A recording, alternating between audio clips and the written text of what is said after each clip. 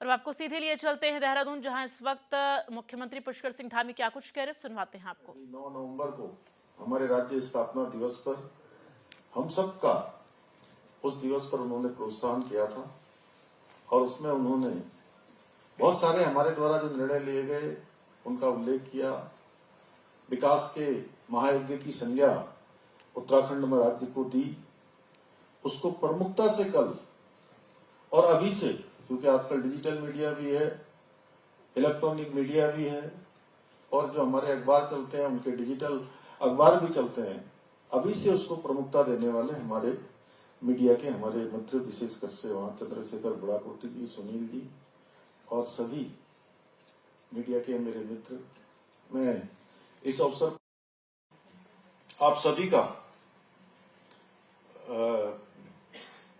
बहुत ही स्वागत करता हूं, आप सबका अभिनंदन करता हूं।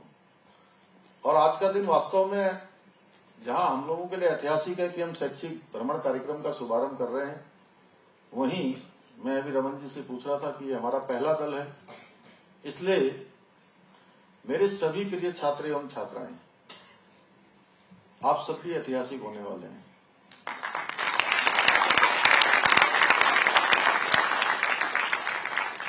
क्योंकि आज इस कार्यक्रम की शुरुआत और पहले दल के भ्रमण में जाने वाले आप सब लोग यात्री लोग हैं, तो मैं आप सबको शुभकामनाएं देता हूं।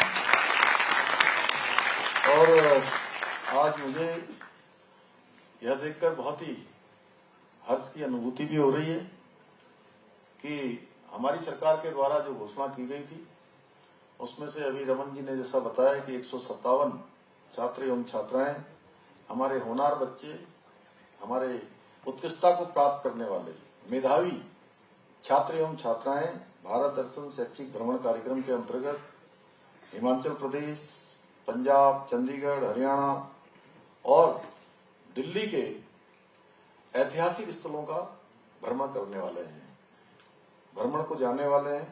और आप सब मैं देख रहा हूं कि कुछ शांत से लग रहे थे शुरू में, लेकिन धीरे धीरे जैसे जैसे बात आगे बढ़ रही है तो आपके चेहरों को देखकर मैं देख रहा हूं, मुझे साफ पता चल रहा है कि आप लोग भारत भ्रमण को लेकर बहुत उत्साहित हैं। उत्साहित है ना? तो इतनी कम आवाज क्यों आ रही है? जोर से बोलिए। क्यों, तैयार है ना आप लोग? जो जोर से बोलिए कि हम लोग भारत भ्रमण के लिए तैयार हैं। भारत भ्रमण के लिए तैयार है ना? चलिए, बहुत अच्छा।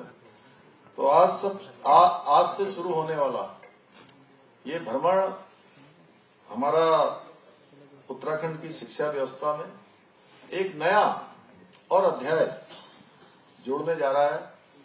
और सच में जैसा हमारे विद्यालय शिक्षा सचिव जी ने शुरुआत में कहा, मैं भी उस बात को आपके स्मरण में लाना चाहता हूं कि आप सब लोग हमारे राज्य के शिक्षा के क्षेत्र में, जानकारी के क्षेत्र में, हमारे यहाँ की बोली भाषा के क्षेत्र में, हमारे यहाँ की संस्कृति के बारे में, हमारे राज्य के जो हमारे देव स्थान हैं, हमारे 4 धाम हैं, अन्य हमारे स्थान हैं, हमारे यहाँ की पवित्र नदियां हैं, उन सबको भी आत्मसात करते हुए आप पूरे देश के अंदर जहां जाएंगे एक ब्रांड एम्बेसडर के रूप में भी आप सब काम करेंगे।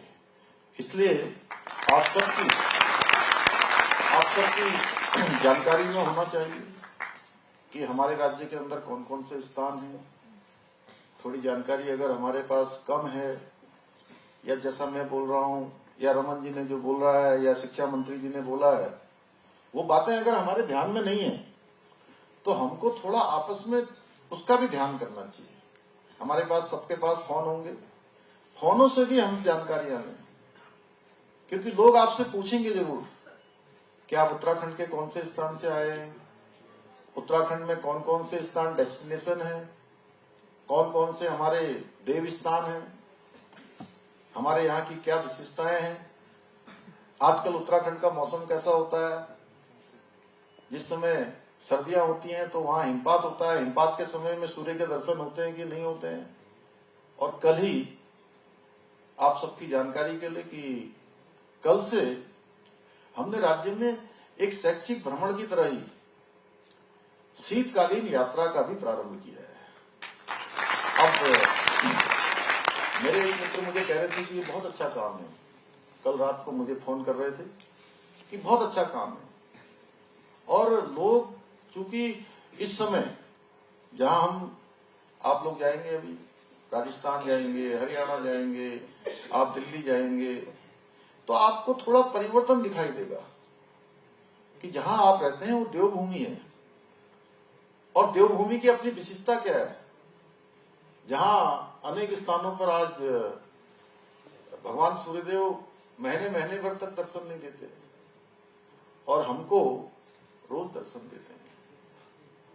हम यही दिल्ली में जाते हैं, एनसीआर में, तो कितने लोगों को, कल आदरणीय सविता कपूर जी मेरे पास आई थी।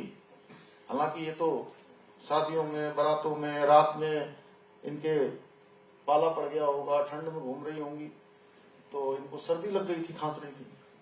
तो मैंने अचानक इनसे पूछा, कहीं आप दिल्ली तो नहीं गई थी?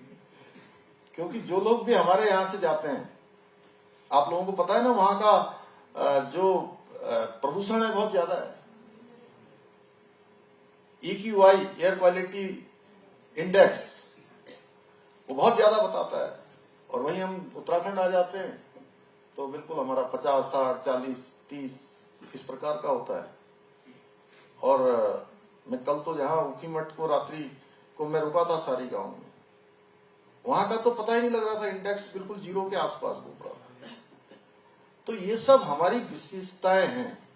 और क्या है, जैसे अब ओंकारेश्वर भगवान का मंदिर है ऊखीमठ में, तो बहुत सारे लोग, उनकी जानकारी में नहीं होगा कि जब भगवान जो है कपाट खुलते हैं बाबा केदार, तो 6 महीने वहां रहते हैं। कहां? जहां उनका स्थल है, जहां मंदाकिनी है, जहां सरस्वती है, जहां हिमालय है। और जब कपाट बंद हो जाते हैं 6 महीने के लिए, तो 6 महीने भगवान का निवास स्थल कहां हो जाता है? ऊखीमठ में, ओंकारेश्वर मंदिर में। यानी कि अब जो लोग भगवान के दर्शन करना चाहते हैं, पुण्य प्राप्त करना चाहते हैं, भगवान का आशीर्वाद लेना चाहते हैं, तो कपाट बंद हो गए हैं, लेकिन कपाट बंद होने के बाद भी भगवान विराजमान है। शीतकालीन गद्दी है, उस गद्दी के दर्शन करेंगे। तो कोई मैं धर्म के विषय में बोलने वाला नहीं हूं, लेकिन मैं इतना बता सकता हूं कि भगवान का दर्शन करने से वही पुण्य फल उनको जो वहां प्राप्त होता था, यहां भी प्राप्त होगा। तो हमने कहा कि भाई आइए आप, हमारे यहाँ बहुत सारे डेस्टिनेशन है, बहुत सारे स्थान हैं। जैसे हमारा जोशीमठ है, भगवान बद्रीनाथ जी वहां आ जाते हैं, नरसिंह भगवान वहां विराजमान है।